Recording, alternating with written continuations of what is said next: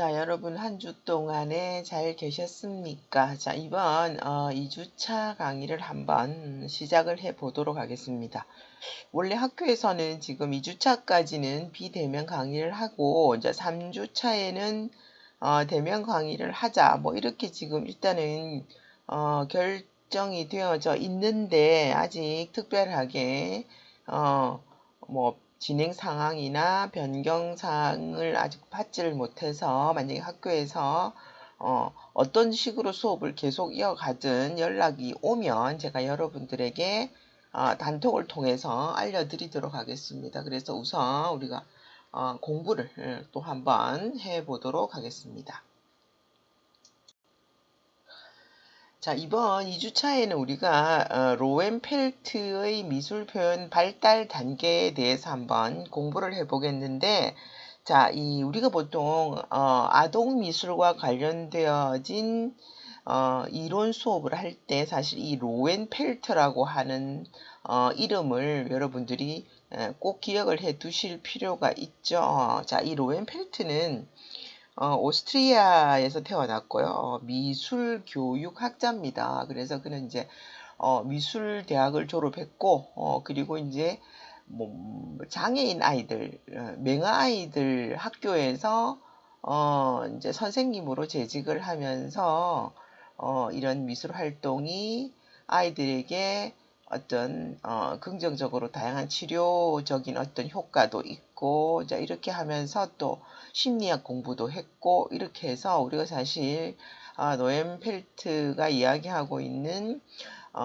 미술 표현의 발달 단계에서 우리가 보통 이제 지금 계속 제가 이야기를 드리겠지만 뭐 난하기, 전도식기, 도식기, 뭐 사실기, 의사실기, 결정기 뭐 이렇게 해서 이제 아동의 그죠? 그림을 이렇게 시기별로 발달별로 이렇게 나누었던 굉장히 유명한 학자죠. 그래서 여러분들이 일단 좀 이름을 로엔펠트다 뭐 이렇게 기억을 좀 해두시면 좋겠습니다. 먼저 로엔펠트는 아동의 어떤 성장과 발달을 몇 단계로 나누었는데 우선 첫 번째는 난화기라고 해서 자, 이 난화기는 우리가 보통 2살에서 4살 사이를 난화기다 이렇게 이제 이름을 명명했다고 합니다. 그리고 이 난화기는 또 특히 3단계로 나누어져 있는데 이제 마구 그리는 나나기가 있고요. 그죠? 그리고 조절하는 나나기가 있고 또 이름 붙이는 나나기 이렇게 해서 3단계로 나누었습니다. 먼저 일단 나나기를 한번 보겠습니다. 난화기는요. 여기 PPT에도 나와 있지만 그냥 긁적거리는 거죠. 그러니까 여기서 말하는 이 난화라는 것은 뭐냐면 낙서의 개념이죠. 그러니까 어떤 형태라든가 이미지를 볼 수 없는 거의 낙서에 가까운 어떤 그림을 그린다라고 여러분들이 그렇게 기억을 하시면 되겠죠. 그래서 우리가 보통 일반적으로 이제 한 2돌 정도가 되면요. 좀 빠른 아이들은 이제 돌이 좀 지나서 돌과 2돌 사이쯤 혹은 조금 느린 아이들이라도 한 두 돌, 즉 우리 보통 이제 2살이라고 그러죠. 이렇게 뭔가 이제 손에 크레용이라든가 뭐 마카라든가 이런 것들을 이제 쥐어주고 이제 주로 많이 하는 것이 이제 이렇게 뭐 달력 같은 거 이렇게 뜯으면요 뒷면이 깨끗하잖아요. 그러면 이제 엄마들이 이렇게 이제 주기도 하고 또 어린이집이나 이런 데서 이제 이렇게 여기다 그림을 그려라라고 아이들에게 이렇게 주면 그 위에다가 뭔가를 가르쳐 주지도 않았는데도 막 낙서를 해요. 그러면서 이제 해보니까 재미가 있으니까 이제 그 다음부터는 이제 뭐 선생님이나 어머니의 눈을 피해서 막 벽에도 낙서하고 그죠 가구에도 낙서를 하고 이제 이렇게 하죠.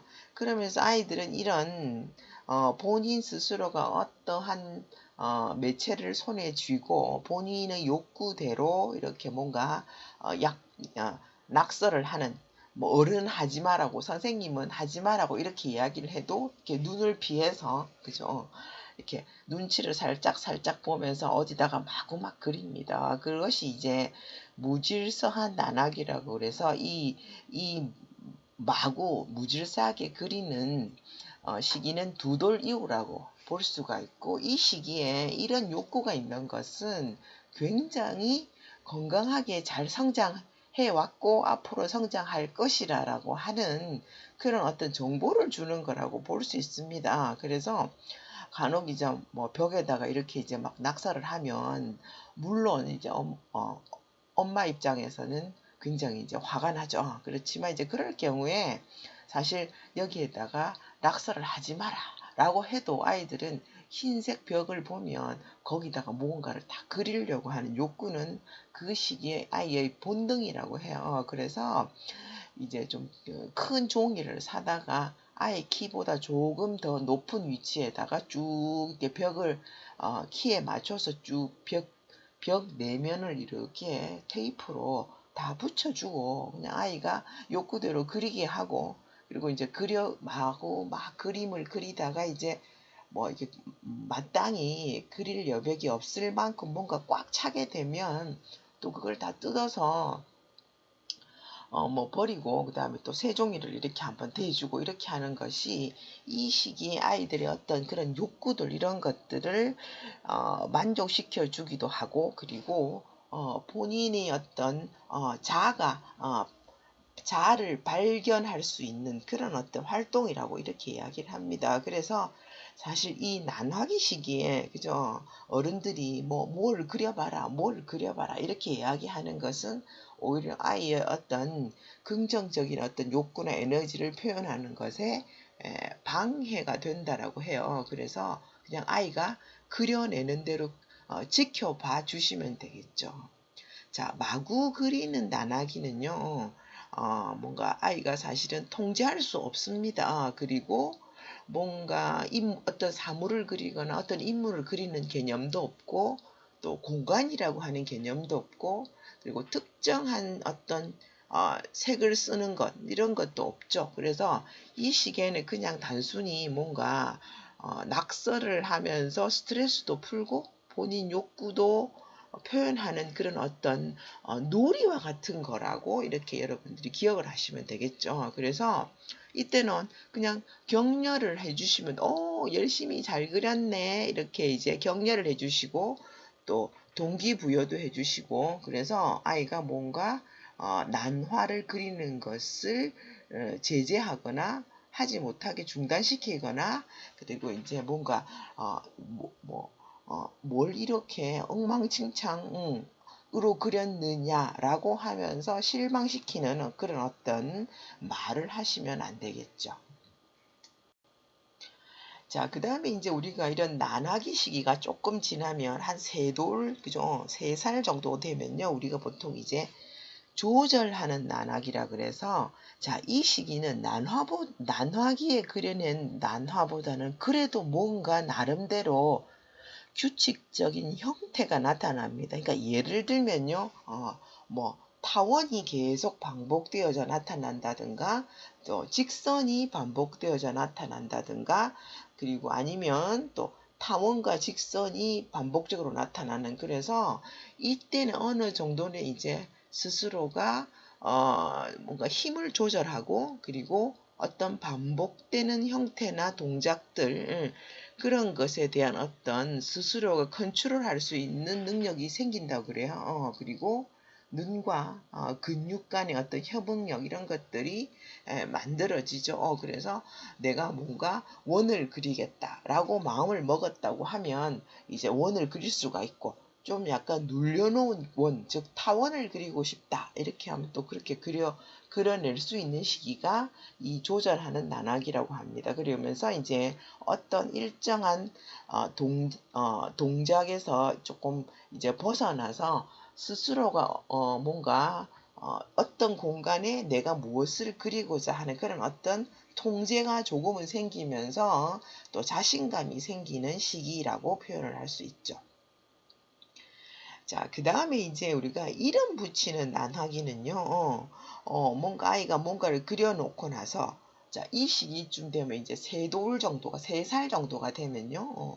이제 선생님이나 엄마나 아빠가 무엇을 그렸느냐라고 질문을 했을 때 본인이 무엇을 그렸다라고 이야기를 합니다. 그래서 어른의 입장에서 봤을 때 아이가 그려내는 그림이 도저히 무엇을 그렸는지 이해할 수 없지만 그려낸 아이는 자기 나름대로 무엇을 그렸다라고 이야기하는 시기가 이 이름 붙이는 난화기라고 우리가 볼 수가 있죠.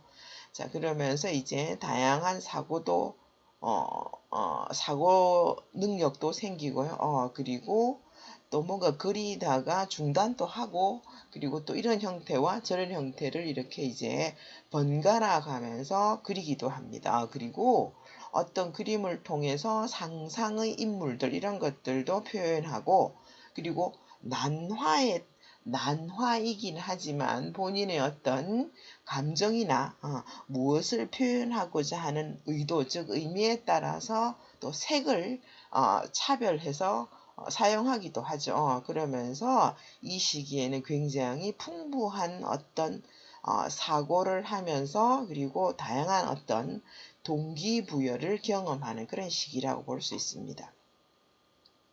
자, 그래서 우리가 보통 이 난화 단계에서 중요한 것은 아이에게 선과 형태를 만들어낼 수 있는 그런 기회를 주고, 그리고 근육 운동과 눈의 협응을 잘 할 수 있는 능력을 발달시키도록 해주고, 그리고 또 아이가 본인의 환경과 그리고 본인이 그림과의 관계에서 그 환경에서 경험한 것들을 본인이 종이 위에 어떤 매체를 가지고 그림을 그릴 수 있도록 하는 것까지 해서 환경과 본인의 그림의 관계를 맺도록 만들어주는 것, 그 정도까지만 해주는 것이 이 나나기에서 제일 중요한 어떤 가장 중요한 목표라고 우리가 볼 수가 있죠.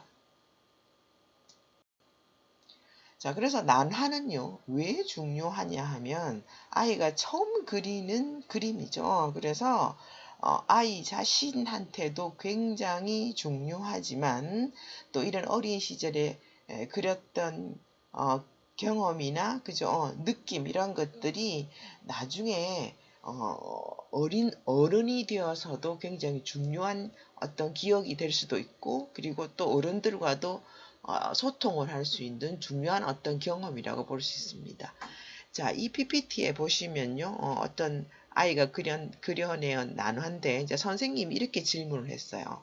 크레파스를 가지고 너도 그려보고, 아빠도 그려보고, 엄마도 그려보고, 아빠도 그려봐라. 이랬더니 우선 이제 파란색, 분홍색, 갈색 순으로 그렸다는 거죠. 자, 그러면요, 여기서 이 파란색은 본인의 색깔이고, 엄마는 분홍의 색깔이고 아빠는 갈색이라고 볼 수가 있죠. 그러니까 결국 여기서는 이제 그 색이 각각 가지고 있는 어떤 색의 상징성과 그 색을 누구로 표현을 했는가에 대해서, 자, 이 아이가 엄마를 분홍으로 표현했다고 하면 엄마에 대한 이 아이가 품고 있는 감정이나, 본인을 파랑으로 표현했다고 하면 스스로에 대해서 품고 있는 감정, 그리고 아빠를 갈색으로 표현했다고 하면 그 아빠에 대한 어떤 이 아이의 어떤 무의식적인 감정 이런 것들을 우리가 진단해 볼 수가 있습니다.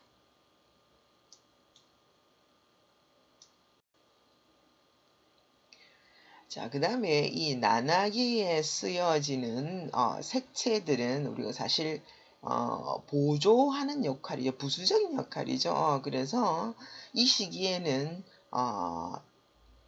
도화지와 그죠? 자신의 어떤 감정을 표현하고 그것을 구별할 수 있게 하는 것, 그것만으로 중요합니다. 자, 그래서 우리가 보통 이 난화기에는요, 우리가 특별하게 어떤 색을 지니고 있는 매체를 주는 것보다는 오히려 그냥 뭐 검정색 크레용이나 파란색 크레용이나 아니면 뭐 검정색 마카나 파란색 마카 이렇게 해서 잘 쓰여지고 색이 명확한 그런 매체를 주는 것이 중요하지, 어떠한 색을 주느냐는 아직까지는 그렇게 중요하지 않습니다. 그러니까 특히 뭐 분필 같은 경우는요, 그죠? 좀 이렇게 잘 부러지기 때문에 활동을 하다가 아이가 좌절감을 느낄 수도 있기 때문에 적절하지 못한 매체일 수도 있는데, 만약에 이제 분필을 굳이 사용하고 싶다라고 한다면, 자, 분필에다가 뭐 예를 들면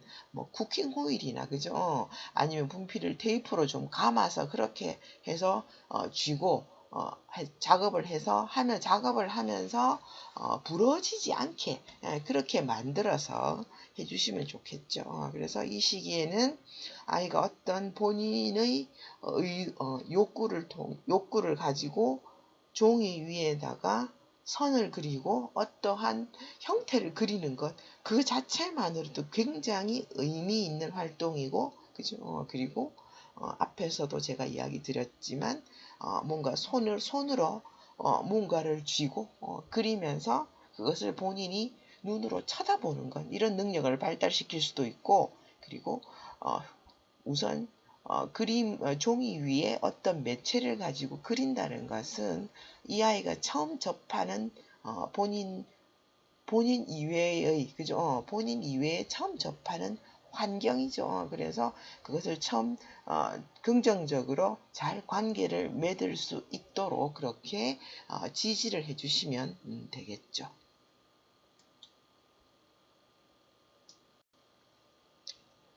자, 그래서 우리가 보통 이제 난화기에서 주로 쓸 수 있는 재료들과 기법을 한번 보겠습니다. 자, 난화기 동안에 아이들은 근육 운동의 감각을 경험하고 연습하는 것이 굉장히 필요하죠. 그래서 뭔가 기교라기보다는 본인이 스스로가 그 매체를 손으로 잘 쥐고 뭔가 표현할 수 있도록 그렇게 재료를 쓰는 것이 좋죠. 그래서 우리가 보통 이제 마카 같은 것들 쓰시면 좋고, 그리고 제가 지난 강의에서 아마 그 아이들, 우리가 보통 이제 미술 기법을 이야기를 제가 드리면서 검정색 종이 위에다가 좀 뭔가 이렇게 유통기한이 지난 요플레 같은 것들, 요구르트를 가지고 우리가 핑거 페인팅을 할 수 있다라고 했는데, 자, 지금 이 PPT에서처럼, 자, 걸쭉한 물풀에다가, 그죠? 물풀은 우리가 보통 이제 밀가루에다가 물을 조금 넣고, 이렇게 이제 좀 되직하게, 죽처럼 쑤시면 물풀이 되는데, 거기다가 이제 물감 같은 것들을 조금 타서, 그렇게 해서 이제 쓰시면, 약간 식혀서, 그렇게 해서 아이들에게 이제 한 덩어리씩 이렇게 주면요. 그래서 종이 위에다가 물감이 들어가 있는 풀을 넣고 아이들이 자유롭게 손가락으로 이렇게 작업을 해주면 지금 PPT에서 보여지는 이런 핑거 페인팅 이런 것들을 작업할 수 있는데, 특히 밀가루 풀을 가지고 이렇게 우리가 핑거 페인팅 작업하는 것이 난화기에서 또 우리가 뭐 마카라든가 크레용 외에 우리가 또 해볼 수 있는 좋은 그런 어떤 매체라고 우리가 볼 수가 있습니다. 자, 그럼 이제 우리가 난화기 중에서 우리가 이름 붙이는 난화기 그림을 한번 보시면요. 그러니까 낙서같이 마구 그리는 난화기라든가 조절하는 난화기 시기를 지나서, 자, 요렇게 해서 한 4세 정도가 되면요. 자, 요 정도의 그림을 그리는데, 자, 동그라미가 그려지고, 그 다음에 몸통인 형태로 보여지는 것들을 그려지고, 그 다음에 이제 팔 같은 형태들이 나타납니다. 그리고 또 몸통 옆에 뭔가 이렇게 낙서처럼 이렇게 그려놨어요. 그래서 자, 이건 뭘 그렸느냐라고 이렇게 이제 질문을 하게 되면 이거는 엄마인데, 엄마가 이제 시장 바구니를 들고 뭔가 마트에 장을 보러 간다고 이야기를 하면서, 자, 요 정도의 이름 붙이는 난화를 그리게 되는데, 자, 이전에 그려낸, 그러니까 무분별한 난화라든가 조절하는 난화에 비해서는 이름 붙이는 난화기는 아이가 무엇을 그렸는지 설명을 한번 들어보면요.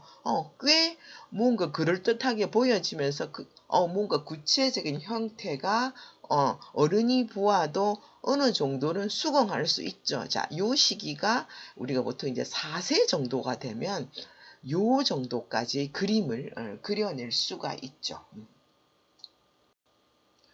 자, 그 다음에 이제 난화기 시기가 지나면요. 우리가 보통 이제 도식기 이전 이래서 전도식기라고 해서 보통 이제 4세에서 7세 그래서 우리가 보통 이제 어린이집이라든가 학교를 들어가기 전에 유치원을 가는 시기의 정도의 아이들을 우리가 보통 이제 전도식기라고 합니다. 그래서 우리가 보통 한 4세쯤 되면요. 확실한 형태를 좀 알아보기는 어려워도 어느 정도의 형태가 나타납니다. 그리고 5세 정도가 되면요. 집이라든가 사람이라든가 동물 이런 것들이 객관적으로 봐도 어떤 사물을 그렸는지 알 수가 있고요. 그리고 6세 정도가 되면요. 그 각각의 그려낸 주제에 따라서 확실한 윤곽을 가지게 됩니다. 그래서 우리가 보통 이제 4세 정도가 되면요. 지금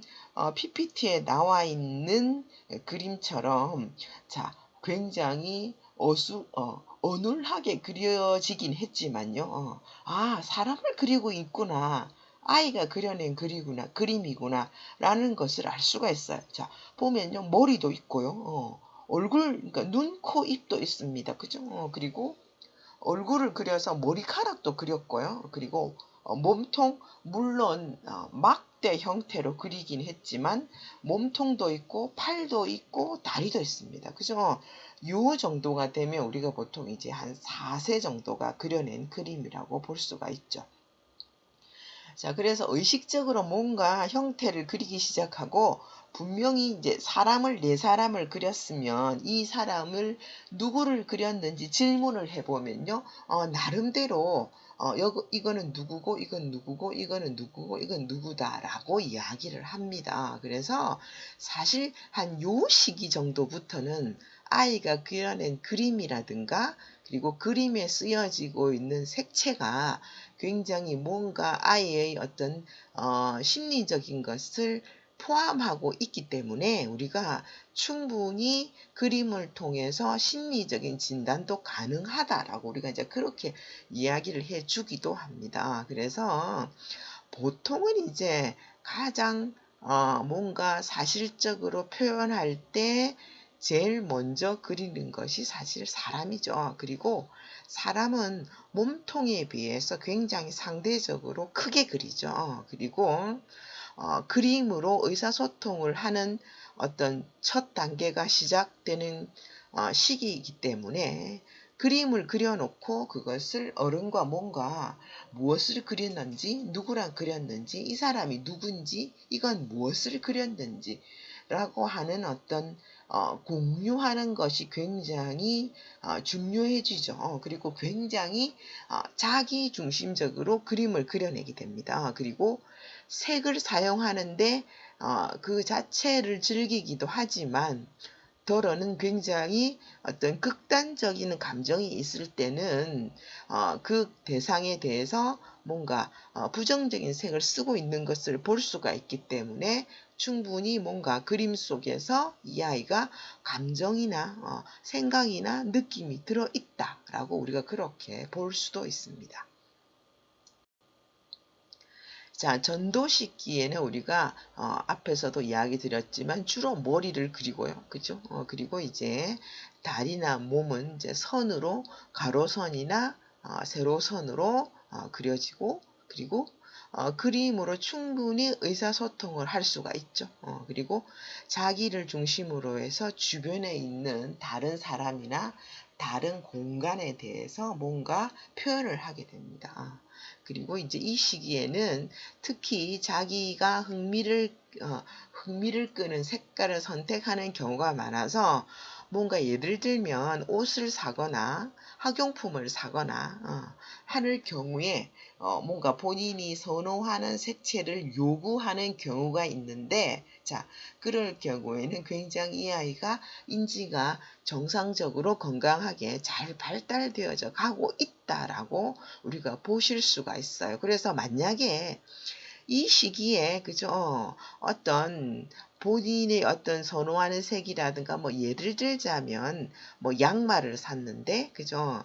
그 양말에 대해서 본인이 이 색 엄마가 뭐 예를 들어서 이 색깔을 신자라고 해서 정해줬더니 나는 그거 싫고 나는 이 색깔을 신고 싶다라든지 이런 그림이 있는 이 무늬가 있는 걸 신고 싶다라고 이야기를 하지 않는다고 한다면 이 아이가 뭔가 약간 문제가 있을 수도 있습니다. 그러니까 이 시기에 뭔가 본인의 어떤 욕구라든가 자기 의사를 충분히 표현하고 있다라고 하면 건강하게 잘 크고 있구나 이렇게 이제 생각을 하시면 되겠죠. 그리고 색깔을 통해서 본인과의 관계를 충분히 경험하고 발견할 수 있도록 기회를 많이 주는 것이 좋죠. 그래서 뭔가 여러 개를 제공을 해주고 이 중에서 오늘 네가 마음에 드는 걸 하나 사라 라든지 어떤 게 좋으냐라든지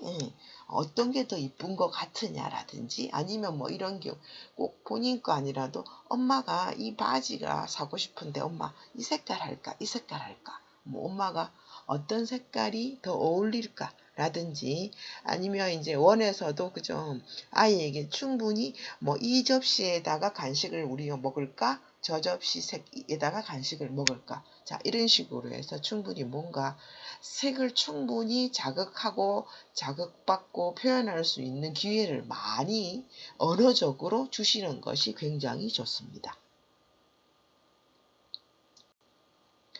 자, 그래서 우리가 보통 이 전도식기에 어, 어, 전도식기를 지나면서 우리가 경험하실 수 있는 많은 재료들이 있는데 보통 이제 어, 뭐 크레용 좋죠. 그래서 요즘에 이제 크레용을 많이 나오니까 크레용 다양한 많은 색깔이 있는 것. 그래서 보통 너무 많은 색깔보다는요 한 12색 정도보다 한 24색, 그러니까 30 몇 색 정도 돼가 버리면 너무 조금 더 힘들어 하니까, 그죠? 12색이나 16색깔 정도. 그래서 또, 본인이 또 작업을 하다가 특히 이제 뭔가 색에 대한 욕구가 또 많은 경우에는 뭐 더 많은 색깔, 더 많은 색이 있었으면 좋겠다라고 또 표현을 하는 경우도 있어요. 자, 그럴 경우에는 또 아이랑 같이 예, 이렇게 마트나 문구점에 가서 본인이 원하는 그런 것들을 선택하도록 그런 상황을 만들어 주는 것이 굉장히 좋겠죠. 자, 그 다음에 이제 사인펜 같은 경우에도 요즘에 뭐 12색도 나오고요.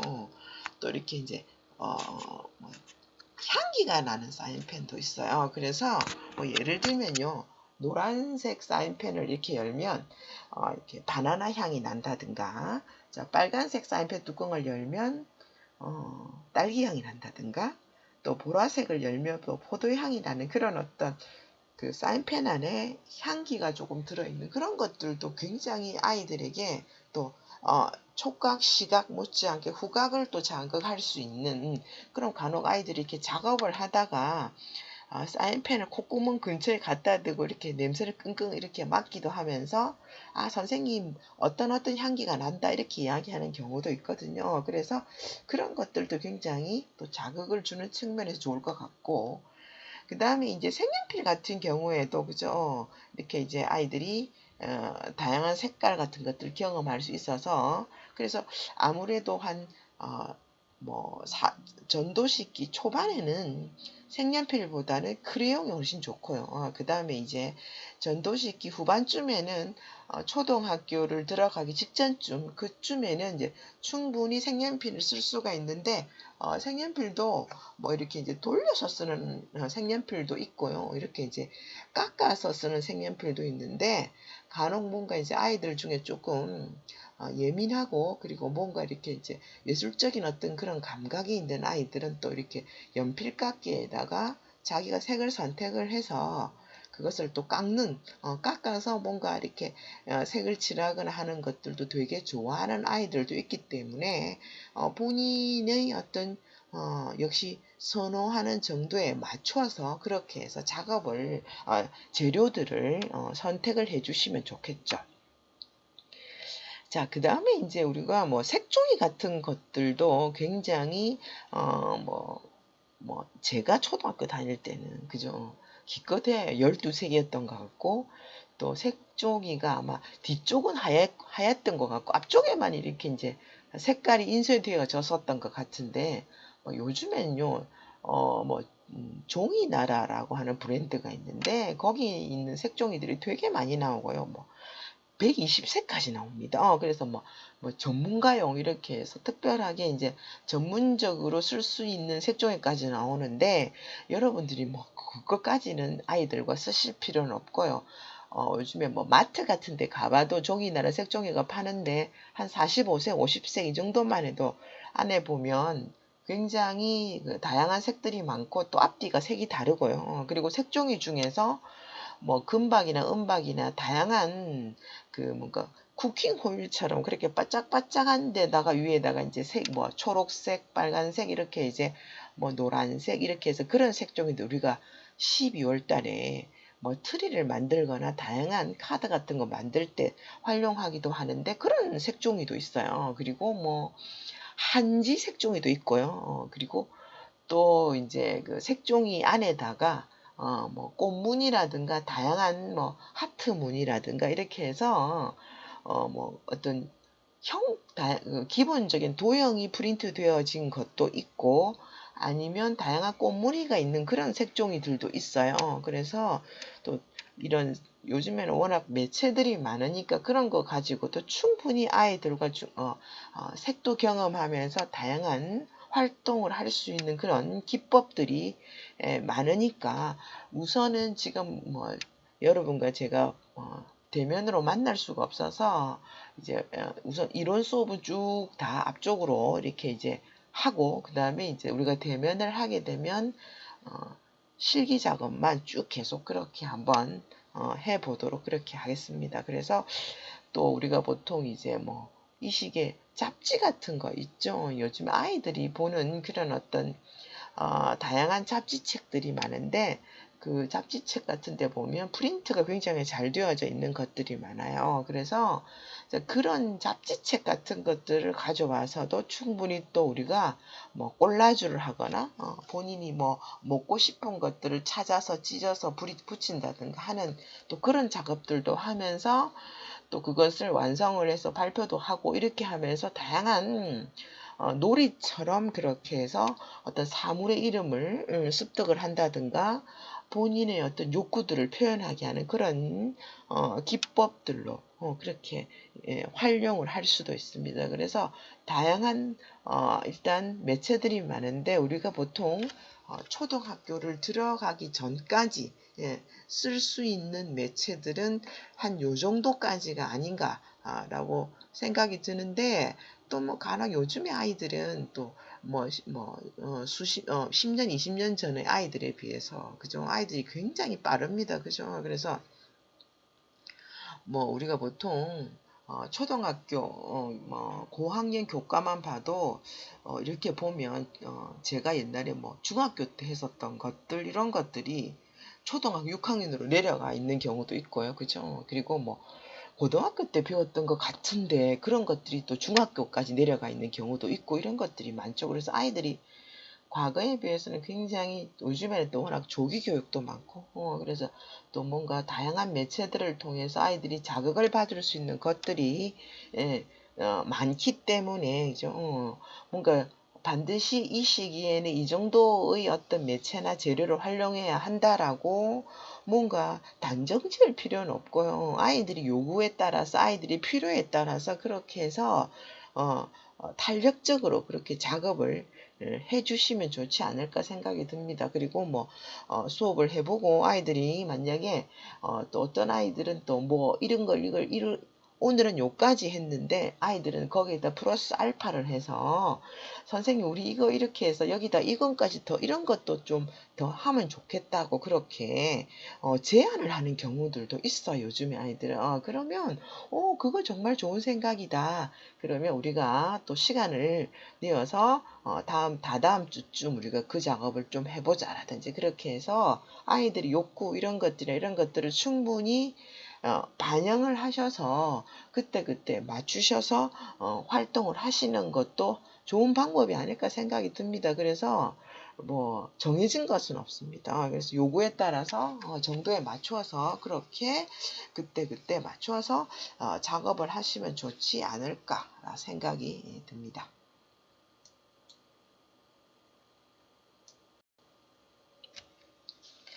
자, 그 다음에 이제 우리가 전도식기 주제는 주로 이제 아이가 자기를 중심으로 많이 이야기를 하죠. 그래서 주로 보면 이제 활동하는 작업들이 나와 나의 어머니를 그려본다든가, 뭐 나와 나의 집을 그려본다든가, 혹은 또 내가 우유를 마시고 있는 모습을 그려본다든가, 뭐 또 내가 내 인형을 같이 만든다든가. 그래서 우리 보통 양말을 가지고 이제 애착 인형 같은 그런 것들도 같이 많이 만들게 되는데 주로 보면 이제 전도식기에서 주로 많이 활동할 수 있는 주제는 주로 나와 내 주변의 관계에 대해서 경험하고 체험할 수 있도록 프로그램을 만드시면 되겠죠. 그래서 아이들이 자기와 자기 주변에 있는 환경에 대해서 많이 알면 알수록 굉장히 지적으로 더욱 발달하고 그리고 또 아이가 창의적으로 성장하고 그리고 사고가 발전된다라고 그렇게 알려져 있습니다.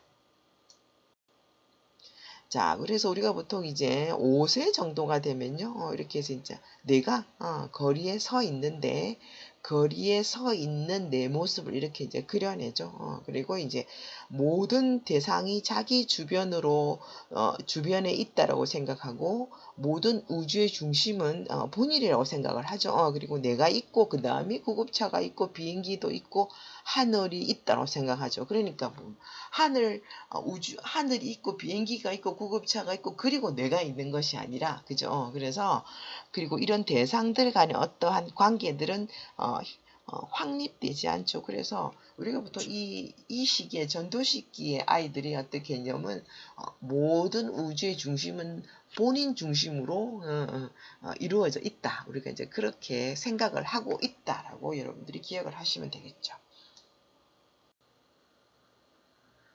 자, 이 그림을 보시면요.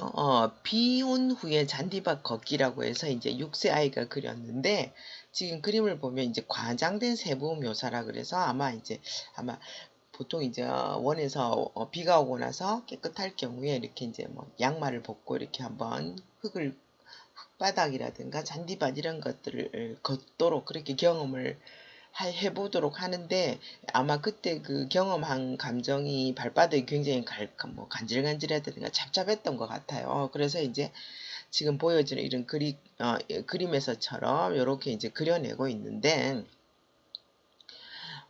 만약에 이렇게 특별한 어떤 경험을 통해서 그려낸 것 말고요. 아이가 그림에서 적어도 이 시기에는 이제 뭐 모든 형태가 고르게 나타나야 되는데 특별하게 여기 나와 있지만 신체에서 어떤 같은 부분이 계속 과장되거나 또 생략하거나 아니면 뭔가 어떤 뭐 부정적인 어떤 색을 표현을 한다든가라고 한다라고 하면 그럴 경우에는 그 신체에 대한 어떤 결함이나 뭔가 질병이나 어떤 비정상적인 것들 이런 것들을 뭔가 알리는 그런 어떤 메시지일 수도 있기 때문에 반드시 그냥 넘겨보지 말고 꼼꼼히 챙겨보라라고 하는 그런 어떤 보고가 있기도 합니다만은 특히 뭐 이 아이 그림 같은 경우에는 아마 비가 온 뒤에 그런 경험 때문에 이렇게 표현을 했던 것 같은데 이제 아니고 이런 경험이 아니라 그냥 보편적으로 그림을 그렸는데 뭐 예를 들면 길을 굉장히 크게 그린다든가 그죠? 아니면 뭐 예를 들면 뭐 발을 굉장히 크게 그린다라고 한다라고 하면 뭔가 이 기능 그러니까 그 신체적인 기능에 대한 어떤 결함이나 질병이 있을 가능성이 있기 때문에 꼭 한번 챙겨봐라 라고 우리가 이야기를 드릴 수가 있습니다.